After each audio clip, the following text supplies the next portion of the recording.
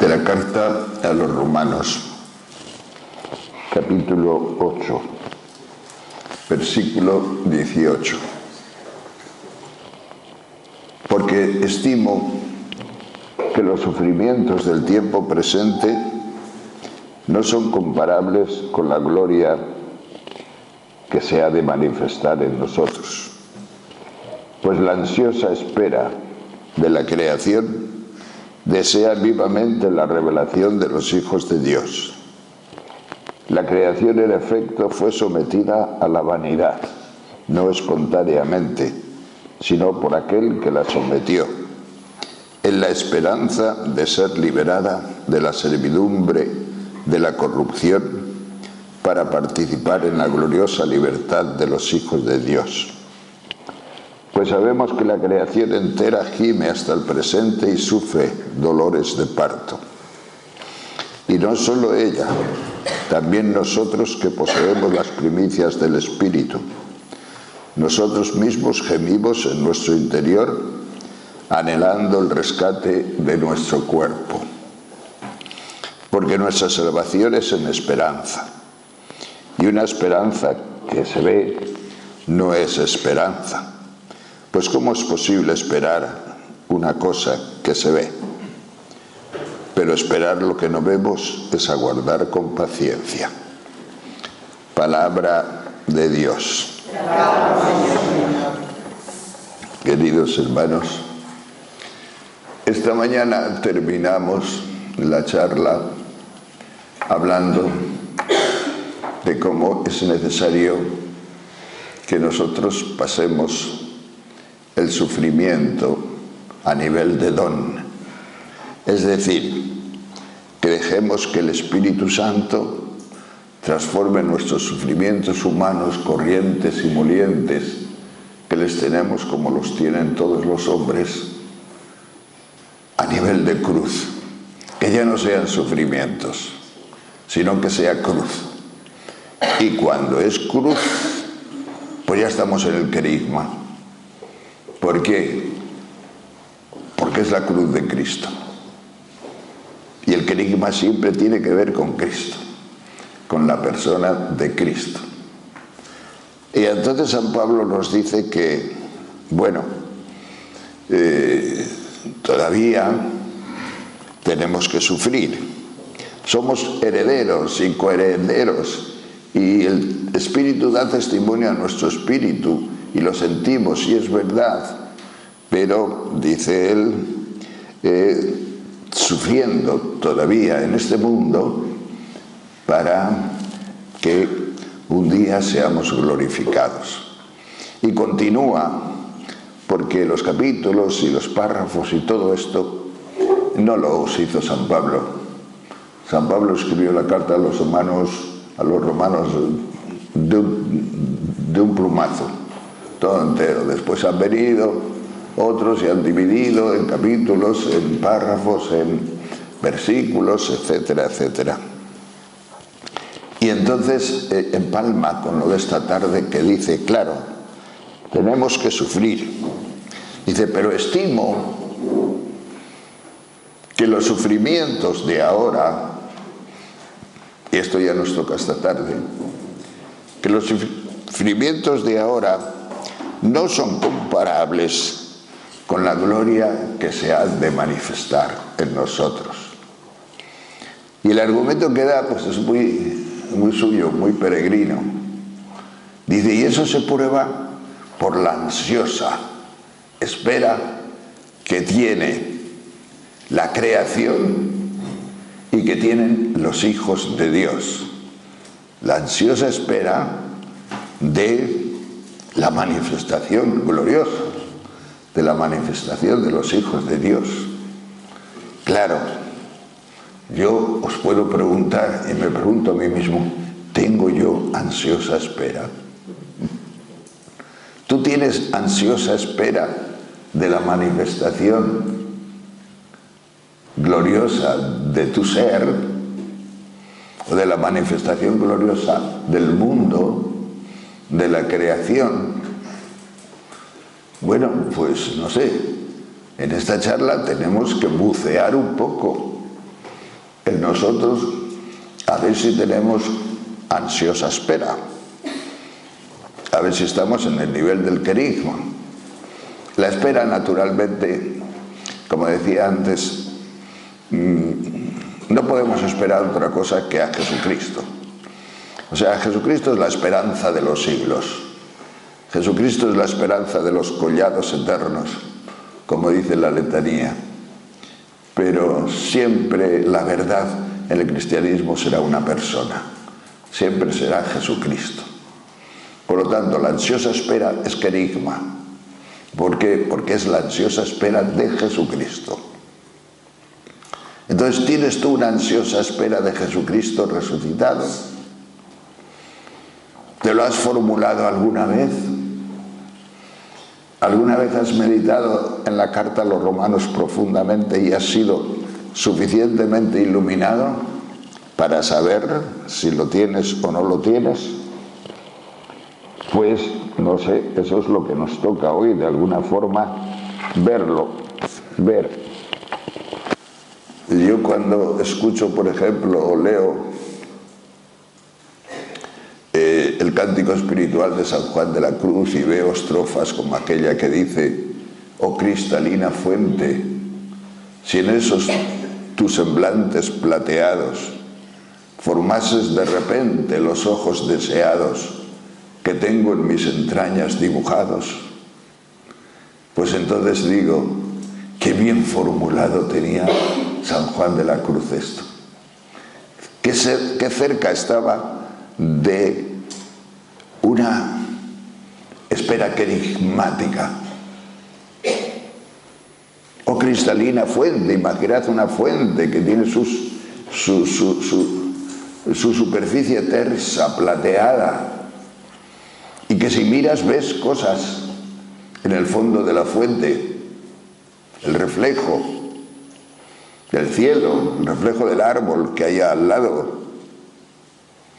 Y él dice, si en esos tus semblantes plateados formases de repente, no este árbol que está aquí encima, o estas nubes que corren por el cielo, sino los ojos deseados que tengo en mis entrañas dibujados. El deseo, en San Juan de la Cruz, el deseo que la oración le iba creando, o le estaba creando, pues era un deseo de ansiosa espera. Quería a Jesucristo. El mismo San Pablo nos dice que lo mejor para él era irse con Cristo, pero si nosotros le necesitamos, todavía podía quedarse más aquí, con nosotros. Este es el nivel de ansiosa espera. Es el nivel que hoy nos requiere la carta a los romanos. ¿La tenemos o no la tenemos? Bueno, pues a por ella, porque tenemos que ir hacia ese querigma, hacia esa ansiosa espera que se refiere naturalmente al cielo, pero el cielo que está en Jesucristo, porque es una persona. El cielo fundamentalmente es una persona, para nosotros Cristo, y en Cristo y con Cristo estamos en Dios. Pues bien, todos los hombres, como la creación entera, estamos sometidos, dice San Pablo, a la vanidad. Qué cosa, ¿verdad? Estamos sometidos a la vanidad. ¿Y por qué? Porque si no hubiera resurrección, mi fe por lo menos me ha dado a mí ya una cosa clara, y es que si yo no creyera en la resurrección, mi vida sería vana. El de haber nacido sería inútil. Me podría considerar como una criatura arrojada a este mundo, no sé por qué ni por quién, pero sin pedirme permiso. Y si me va muy mal, yo protestaría contra el que me trajo a este mundo. Yo protestaría contra esto. estabilidad necesito que esté anclada en una esencia, no en una simple existencia, que esté anclada en una esencia, es decir, que haya sido creado, que alguien me haya querido al nacer, que haya sido pensado, porque si no soy pensado, si nosotros hemos nacido sin que nadie nos piense, ¿qué éramos? ¿Os podéis imaginar qué vanidad? ¿Os podéis imaginar qué tontería? ¿Qué absurdo o qué injusticia profunda? Sí, porque la vida en este mundo es como es. Sería injusto vivir en este mundo si fuera para nada, si fuera para la nada, porque en definitiva, ¿quién está haciendo el experimento detrás? Nosotros no tendríamos nada que ver con eso y seríamos, pues eso, pues un conejillo de Indias. Pero la creación está sometida también a la vanidad, dice San Pablo. Nosotros lo pensamos y decimos, ¿pero qué puede ser? La creación está sometida a la vanidad. Bueno, no sé. Si has estado lejos de Dios, eres vanidad pura. Eso desde luego. Y si yo miro bastantes años de mi vida, pues soy vanidad. He sido vanidad. No vanidoso. Estoy a otro nivel. No estoy en el nivel de ser vanidoso o cosillas de esas. No, no. Vanidad es una palabra metafísica aquí. ¿Por qué existo? ¿Para qué existo? Está a nivel de existencia, a nivel de esencia y de existencia, o sea, a pleno nivel metafísico.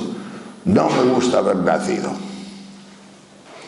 Ya os he contado varias veces que estando yo en Roma, cenando en una casa, y yo no conocía a la gente de la casa, nada más que a una hermana de la mujer de la casa. Y en medio de la cena, pues me dio a mí uno de esos ataques que me suele dar a veces. Y empecé a decir, gloria al Señor, y eso, pero fuerte y alto. Y entonces, la que estaba a mi lado, que era hermana de la dueña, jóvenes, muy jóvenes, porque tenían los niños de 8, 7, 6 años y por ahí. Y me tocó en el codo y me dijo, sigue, sigue. O sea que yo tenía que seguir diciendo lo que estaba diciendo, gloria a ti Señor, porque eres grande, porque no sé cuánto, porque no sé cuál. Y yo veía que los 4 niños, que por cierto estuvieron toda la cena preocupados con un conejo negro que les acababan de regalar y no atendían a nada de la cena, pero cuando yo empecé esa perorata se callaron y estuvieron, y la otra me decía, sigue, sigue, y después me lo explicaron. Y me dijeron, es que estos niños, sobre todo una niña de 8 años, le estaba haciendo a su madre continuamente preguntas metafísicas. Y la madre no sabía qué decir. Mamá, ¿pero por qué se ha muerto tal? Mamá, ¿y por qué se muere la gente? Y mamá, ¿y por qué hay guerras? Mamá, ¿y yo me tendré que morir también? Y mamá, ¿merece la pena? ¿Merece la pena? Esas son preguntas metafísicas que su madre pues le costaba contestar, porque ¿quién contesta a un niño de 8 años que te pregunta por la muerte? ¿Cómo es posible que exista la muerte? Pero los niños de 8 años, muchos niños de 8 años, tienen la capacidad de sufrir por eso. Y esa niña sufría mucho, metafísicamente ya a los 8 años estaba sufriendo por las preguntas últimas. Son las preguntas que a lo mejor algunos hombres no se lo hacen toda la vida, pero por descerebramiento. Pero cualquiera que tenga suficiente cerebro, pues se hace esas preguntas metafísicas desde el principio. Pues bien, yo creo que hay una ansiosa esperanza. Yo por lo menos trato o quiero poner delante de vosotros el relato en el cual yo he descubierto en mí y un poco los hitos por los que han ido discurriendo mi pequeña esperanza o mi pequeña ansiosa esperanza. Y lo que me gustaría es que vosotros vierais, en mí hay esa esperanza o esa ansiosa esperanza de Jesucristo, de la vida futura. La tengo yo relatada, he hecho yo el relato de mi propia vida, sé yo si voy caminando o no voy caminando, o sencillamente no he pasado de la superficialidad del día a día. ¿Cómo formulo yo mi esperanza? Pues miren, la formulo de la siguiente manera. Yo como cura, pues tengo esta dimensión. Y yo entré de sacerdote sin una experiencia de Jesucristo. Yo no tenía una experiencia viva de Jesucristo. Yo no tenía una experiencia viva de nada. Es decir, yo entré en el sacerdocio, entré como, dentro de unas estructuras tradicionales en las cuales, pues, el sacerdocio tenía un significado y ahí entré, pero era por hacer el bien, era por seguir a Jesucristo. Algo sí, pero muy poco.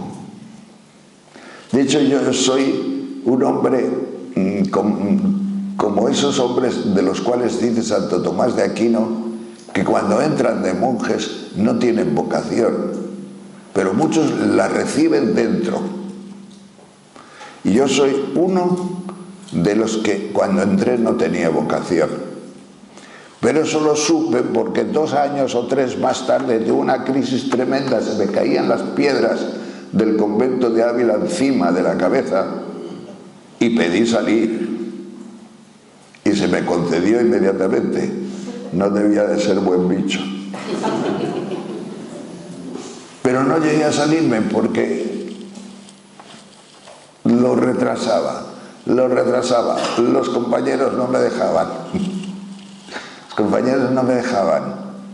Vino el verano y yo todavía no me marchaba del convento. Éramos muchos, éramos estudiantes jóvenes, pues 70 por lo menos, de mi edad, de 19 años, por ahí, 20 años. Pero yo con una crisis brutal, o sea, a mí todo aquello no me decía absolutamente nada. Los compañeros sí me decían, porque los compañeros siempre son compañeros y les quieres. Y me decía, me acuerdo uno, no te vayas hasta después del verano, porque este año nosotros íbamos de vacaciones a una finca en Olmedo, La Mejorada. Dice que estábamos un mes cada año, pero ese año íbamos a estar 2 meses, porque arreglaban la cocina en el convento de Ávila. Y entonces dice, nos vamos a pasar 2 meses porque, imaginad chavalones de 19 años, si os digo que cogíamos perdices a carrera, no os lo imagináis, ¿verdad? Pero salir 10 o 12 chavales jóvenes de 20 años a los pinares, detrás de las perdices, y volver a casa con 14 o 15 perdices. No hay escopeta que sea como las piernas de un chaval de 19 años. Y diréis, eso es una bobada, la perdiz. No, hombre, no, la perdiz tiene 3 vuelos. Tú te colocas aquí, corres a la perdiz y 200 metros más adelante hay otros 3 frailes esperándola. Y allí baja la perdiz y al ver a los frailes vuelve a volar. Pero en el segundo vuelo hay otros 3 frailes esperándola. Y ya el tercer vuelo ya no puede. Tercer vuelo ya y caen como en la mano, agotadas, totalmente agotadas, y haciendo así con eso. Caen con una facilidad, o sea, unas carreras tras las perdices que una mañana así era una delicia. Que después las guisábamos a orilla del río y bueno, pues todo un mundo. ¿Cómo me iba a salir yo de fraile? ¿Cómo me iba a salir yo de fraile con esta caza de perdices aquel verano? Pues no me salí. Y cuando ya llegó septiembre, para empezar el curso siempre hay unos ejercicios espirituales. Y esos ejercicios espirituales, pues mientras yo arreglaba los últimos papeles, pues se me ocurrió ir a alguna de las charlas. 3 veces, en 3 frases del predicador, un predicador además que se llama Santiago Ramírez, un monstruo escribió 38 tomos o 39 tremendos de filosofía y teología, así de gordos, pero en latín. Qué pena, si los hubiera escrito en castellano. Cuánta ciencia se ha hundido ahí con ese latín. Pues ese que no era predicador, era más bien maestro, era teólogo. 3 frases de este señor me tocaron donde toca el Espíritu Santo. Pero no supe distinguir al Espíritu Santo. Qué pena, ¿verdad? No supe. No tenía yo los instrumentos necesarios. Nadie me predicaba al Espíritu Santo en aquel momento. Entonces actuó en mí antes de que yo supiera distinguirle. Pero lo que sí supe es que me entró una paz profunda y todo el curso tercero de filosofía estuve con una paz, con una no sé qué, que yo tenía asegurado ya que no me iba a salir de fraile. No me iba a salir de ninguna forma, porque estaba interiormente ya casi a nivel de don sin saber yo lo que era, pero ahora, haciendo el relato de mi vida, veo que sí, digo, aquello fue a nivel de don. El problema lo tuve porque entre el tercer curso y la teología que empezaba después, tenía que hacer la profesión perpetua y te tenían que votar. Y me votaron el consejo y saqué 3 blancas y 3 negras. Y no sabían si aceptarme de fraile o largarme a casa. Cuando yo estaba ya hecho para fraile, ya había adquirido la vocación dentro, pues me sucedió eso. Al final el provincial hizo sus cosas, envió a un señor, a un fraile de otra casa, y estuvo hablando conmigo y con otro, porque éramos 2 compañeros los que estábamos en el mismo peligro, y debió dar buenos informes. La cuestión es que me aprobaron. Me aprobaron. Y entonces el provincial lo que hizo, nada más que me aprobaron, me cogió a Alemania, a estudiar a Alemania. Porque si te dejo aquí con esta gente en la próxima votación, te desgracian. Y gracias a eso estoy aquí. Bien. El tema es que yo, mi ansiosa espera, en aquel momento iba por la iglesia. Estoy hablando antes del concilio. 2 años, como dije, yo hice misa en latín antes del concilio y bueno, aquella iglesia, la juventud de aquel momento no podíamos soportarla. No podíamos soportar aquella iglesia.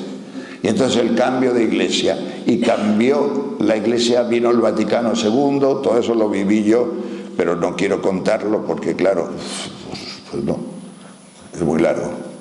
Lo viví yo con toda mi alma. Terminó el concilio y gracias a la Gaudium et Spes la iglesia se reconcilió con el progreso, con la vida, con el mundo, con lo material, dejó de ser tan platónica como hemos dicho estos días, y ahí estábamos un poco mejor, y entonces nosotros ya sucedió lo que sucedió, que nos quitamos los hábitos, nos quitamos todas las cosas para estar con la gente, para estar con el mundo, para poder ir a un bar a tomar algo con los jóvenes, porque si no el cura tenía que pasear con el boticario y el no sé quién, señores de 60 años, aunque fuera un curita de 25. No te lo permitía la sociedad, nada más que eso. Y eso iba contra nuestra propia esencia, incluso de sacerdotes. Porque queríamos estar con la gente, queríamos estar con los pobres. Y entonces todo fue el hacer, el esto. Y esa teología del hacer, esa forma de hacer, a nosotros nos llevó a una situación muy difícil, que fue la situación de perder la interioridad. Perdimos la interioridad. Para mí fue una crisis dura. Se empezaron a salir. Cardenal Suárez, yo le he oído decir que en 10 años se salieron 250.000 sacerdotes, 500.000 de monjas y millones de seglares de la Iglesia por me sale en alemán, Auseinandersetzung, por controversia, vamos a llamarla así. Y bueno, y pierdes la interioridad. Si pierdes la interioridad, ¿qué hace un cura sin interioridad? ¿Podéis imaginar a un cura sin interioridad? A un cura sin oración. Todavía tú, pues tienes tu trabajo, andas por ahí, eso, pero un cura que está tratando de la oración, no tenerla. Claro, nosotros teníamos el sustituto. Teníamos el sustituto, que era el trabajo por la gente, hacer bien a los demás, el servicio y todas estas cosas que fue mucho de aquella generación. Pero no teníamos oración, no teníamos interioridad. Pronto te viene la tentación y te dice, pero eso se puede hacer sin ser cura. ¿Para qué soy yo sacerdote? ¿Para qué pierdo yo muchas cosas siendo sacerdote? Pues mi libertad, mi posibilidad de tener dinero, de tener esto, de tener lo de más allá, la familia, todo. ¿Por qué lo pierdo yo? Y se salieron, y a mí me entraban ganas de salirme. Pero no. Yo estaba tocado por aquellas 3 frases del padre Santiago Ramírez. Estaba tocado en el corazón. Lástima de haberlo sabido para disfrutarlo un poco, porque ahora lo sé, porque he hecho el relato de mi vida y me ha ayudado el Espíritu Santo para saber lo que he sido, pero no. Y entonces yo, allá por el año 1970, me nombraron profesor de Historia de la Filosofía Actual en la Pontificia de Salamanca, en quinto de Filosofía Pura, que eran la mayoría de los alumnos mayores que yo en edad. Yo estaba bien preparado, porque venía mucho del extranjero y trataba de salvarme en los filósofos. Trataba de salvarme en las cosas, trataba de salvarme de mi falta de interioridad. Trataba de salvarme. ¿No veis ahí una ansiosa espera? ¿No hay ahí una ansiosa espera o deseo del Señor? Y yo estudiaba a los modernos, a Heidegger, a Sartre, a Nietzsche, a todos, a Marx, a Feuerbach, a toda esta gente, yo los estudiaba y los explicaba bien, eran mi salvación. ¿Cómo no los voy a explicar bien? Si eran mi salvación, eran mi Cristo. Por decirlo así, eran mi Cristo, hasta que me di cuenta de que eran un poco más inteligentes que yo los filósofos, pero no mucho más. Con lo cual se me cayó el palo del sombrajo. Estos tíos no me salvan. Y me quedé ahí. Y me quedé ahí con ansiosa espera. ¿Y qué soy yo? ¿Y dónde solucioné yo el problema de la ansiosa espera? Pues un día me llevaron a Maranata y me encontré del Dios teórico que yo traía, del Dios razón, racional que yo traía, me encontré en Maranata con algo totalmente inesperado, con un grupo de personas que no hablaban de Dios, hablaban de Cristo. Jesús es el Señor, Jesús vive, Jesús ha resucitado. Y por primera vez en mi vida entró en mi alma y en mi corazón el toque de Jesús, la cercanía de Jesucristo. La ansiosa espera ya se iba concretando, aunque yo estas palabras todavía no las pronunciaba ni de lejos, pero se iba concretando. Y a través de la renovación carismática, los 40 años que llevo, pues yo ahora puedo hablar de mi ansiosa espera, que no es que tenga ganas de morirme, porque no estoy a nivel de carne. Yo no estoy hablando a nivel de carne. Yo a nivel de carne no tengo ninguna gana de morirme. Y supongo que vosotros tampoco tenéis ninguna gana de moriros. Pero, digo yo, pero a nivel de espíritu, no solamente entiendo esto que dice San Pablo, la ansiosa espera de la manifestación del Señor, sino es que no tengo otra salida. Ni la quiero. No quiero otra salida distinta. Esta salida es maravillosa. Esta salida es única, pero la vivo en esperanza todavía. ¿Por qué? Porque vivo todavía en esta tierra. Pero ya es ansiosa espera. Ya es una espera querigmática. Ya se refiere a Jesucristo. Ya se refiere a la esperanza crecida. ¿Hay en mi vida esperanza crecida? Pues algo sí, bastante. No entiendo mi vida ni puedo entenderme fuera de la esperanza crecida. Por lo tanto, pues bueno, ese es mi relato de cómo yo he vivido la ansiosa espera sin formularla nunca, ni ponerle palabras, pero que en realidad está ahí.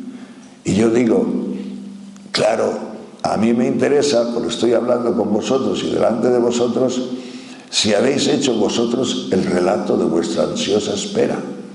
Si vuestra ansiosa espera llega al nivel de querigma, al nivel de don. Y si no, porque sois muy jóvenes, pues es que lo estáis viviendo. Simplemente el hecho de estar aquí es parte de vuestra ansiosa espera. Como ya os decía, ninguno de vosotros aguantaría esto si no tuviera dentro ese espíritu que está trabajando en vosotros en la línea de la ansiosa espera que os lleva pues a descubrir lo más profundo de vosotros mismos, a descubrir al Señor, a descubrir lo que el Señor quiere de vosotros y quiere de vuestra vida. Por lo tanto, yo esto lo cuento pues muy testimonialmente, con mucho cariño y con muchas cosas, con mucha cosa para cada uno de vosotros, porque estoy seguro que el Señor os está dando a cada uno una palabra que os está diciendo: tú también vives la ansiosa espera, tú también estás ahí en ese camino. ¿Por qué estás sino aquí? Estás aquí porque te gustan estas cosas, y te gustan estas cosas, te gusta este lenguaje, te gusta esta esperanza, te gusta esta teología, te gusta el Cristo que uno encuentra a través de esto. Y entonces, pues mira, se está realizando ya la ansiosa espera. Sería muy bonito que cada uno de vosotros escribiera. Si yo pudiera poner deberes para casa, pues os lo pondría. En vez de tomar un gin tonic por la noche, escribe unas páginas sobre tu ansiosa espera, para que el Señor te lo vaya aclarando si no lo tienes aclarado. te vaya aclarando cómo Él ha estado en tu vida, cómo ha trabajado. Porque claro, yo os dije que cuando me vino la vocación, yo recibí aquel golpe de paz y de todo, pero yo no supe distinguir al Espíritu Santo. Yo me enteré de mi vida, de muchas cosas de mi vida, estando ya en la renovación, porque me di cuenta en la renovación cómo el Espíritu Santo actúa. Y entonces yo dije, cómo actuó en mí, pero ya con nombre propio. Y cuando le pones nombre propio y sabes que es el Espíritu de Jesucristo, que pertenece a la Trinidad, pero a mí me viene a través de Jesucristo, de su sangre, de su muerte y resurrección y de su justificación gratuita encima, pues figúrate tú cómo va enriqueciéndose esa ansiosa espera dentro de mí. Pues San Pablo no se limita a mí, ni se limita a vosotros. San Pablo dice que también la creación está sometida a la vanidad. Esto es un tema que no hay quien lo piense, ¿verdad? La creación está sometida a la vanidad. Pues miren, hay un texto en Isaías, precioso, en el capítulo 11 de Isaías, en el que nos habla de los dones del Espíritu Santo, el don de temor, el don de ciencia, de sabiduría, etc. Y nos habla y nos dice Isaías esto: vendrá un día en que se llevarán bien el lobo y el cordero, el leopardo y el cabrito serán amigos, la vaca y la osa pacerán juntas, el león comerá paja y el niño pequeño de pecho meterá su mano en la ura de la víbora, porque todo este monte estará lleno de la ciencia de Dios, como las aguas cubren el mar. Este es un texto que parece, ¿verdad?, pues no sé, una ilusión, un cuentecillo de hadas y todo esto, pero es palabra de Dios. Entonces yo me lo creo que tienen que venir estos cielos nuevos, esta tierra nueva, porque la creación actualmente no está a favor del hombre. La creación está cabreada con nosotros, y entre ella está cabreada mucho, además. ¿Por qué? Porque, bueno, primero está muy sometida a la frivolidad por uno que la sometió, dice San Pablo, pero está nerviosa. La creación está muy nerviosa. Unos animales se comen a otros. No hay nada más que ver los animales como, no sé, los pajarines que yo echo de comer y los veo desde mi ventana, están más atentos al gato que puede llegar que a la propia comida. La creación, los pájaros tienen un miedo al gato terrible, y a cualquier otro pajarraco que venga. La creación está muy nerviosa, está muy mal. Hay terremotos, hay accidentes, hay volcanes que hacen sufrir y que, bueno, pues que son protestas de la creación, vamos a llamarlo así.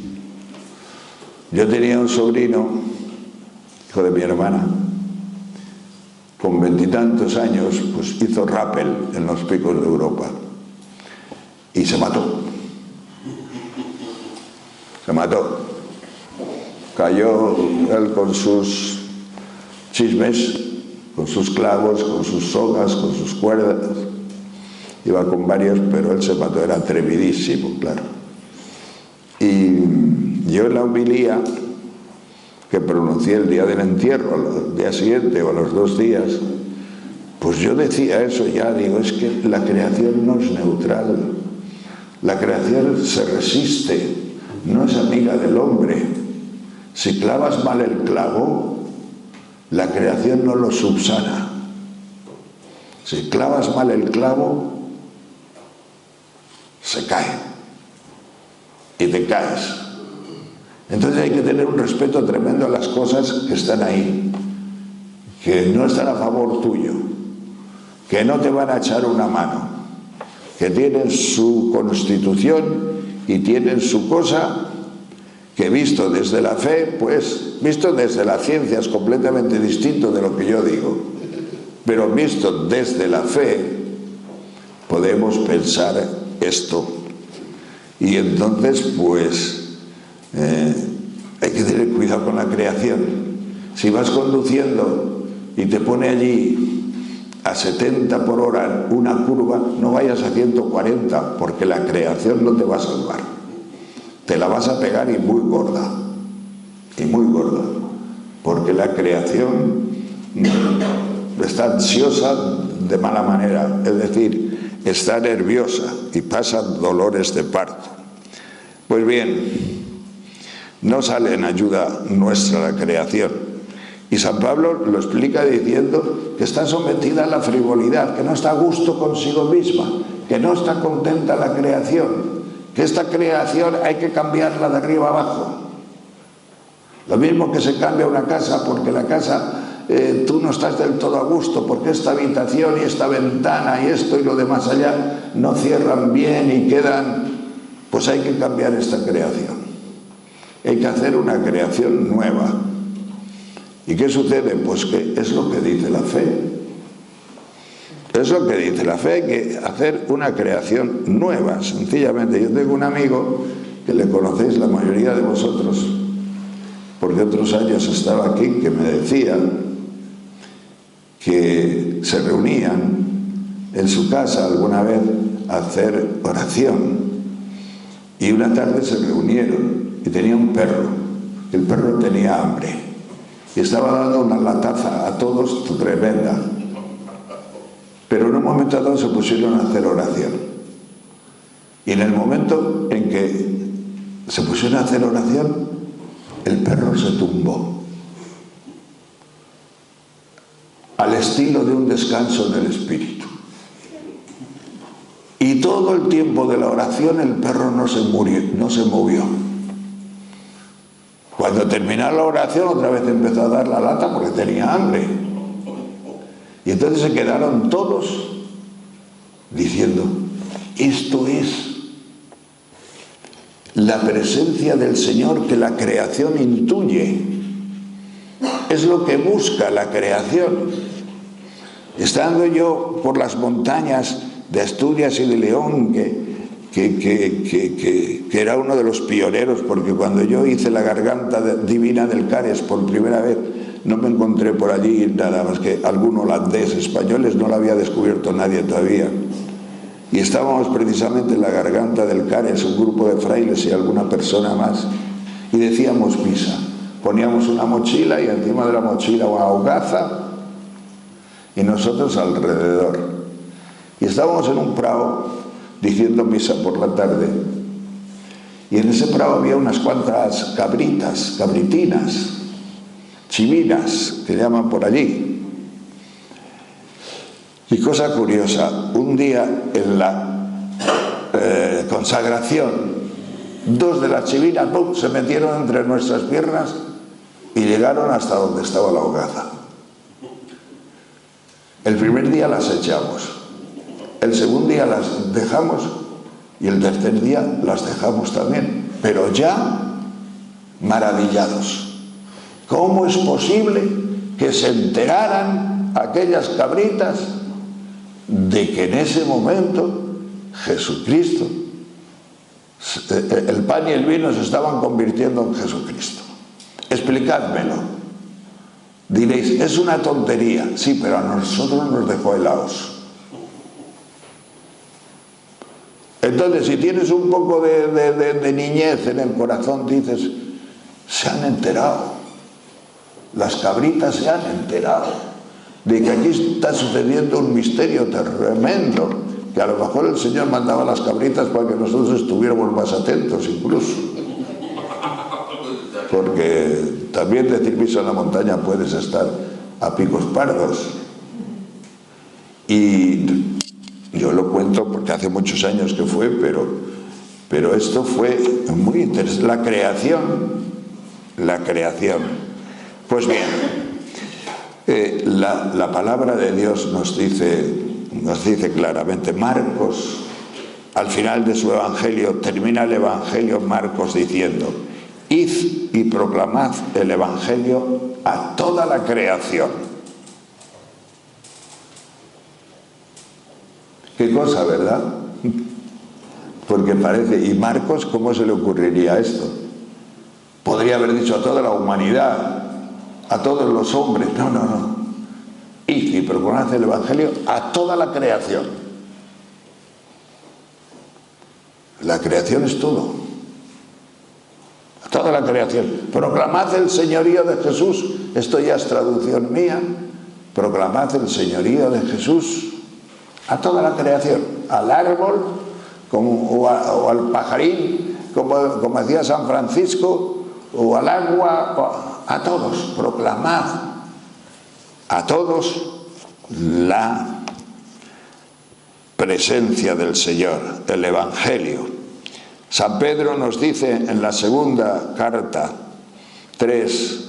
capítulo 3, versículo 10, dice: aquel día, con un ruido ensordecedor, se desharán los elementos y abrasados se disolverá la tierra y cuanto contiene. Mirad qué palabras. San Pablo. Llegará un día en que... Pero, ojo, que lo vamos a ver. Hay que prepararse para ese espectáculo. Los hijos de Dios lo van a ver. ¿Tú quieres saber cómo va a terminar este mundo? Pues lo vas a ver. Desde el cielo, desde tu nueva dimensión que tendrás cuando termine esta creación, cuando termine tu vida, verás cómo el Señor cambia de casa. En esta ya no funcionan las ventanas. Todos los baldosines están mal. Esto está sucio.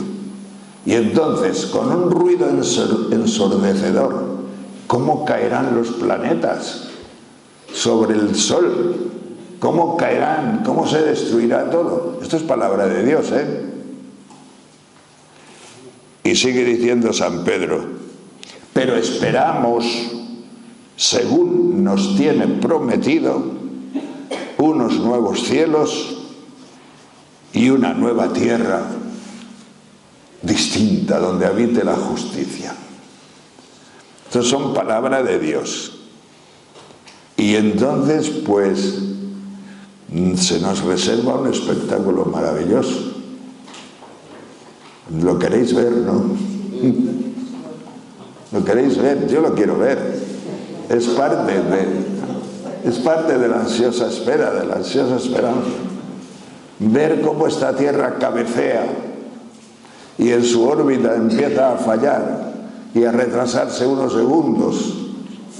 Porque si la Tierra se retrasara unos segundos en su velocidad, iba al Sol directa por la atracción del Sol.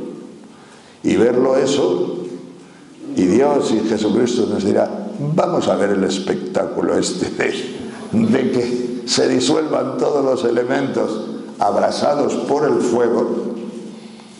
Y por el fuego tiene que ser, porque las estrellas son fuego. Pues bien, dice San Pablo, lo que importa no es la circuncisión o incircuncisión, sino lo que importa es la nueva criatura. La nueva criatura será en los cielos nuevos y en la tierra nueva, donde habite ya la justicia de Dios. Gloria al Señor.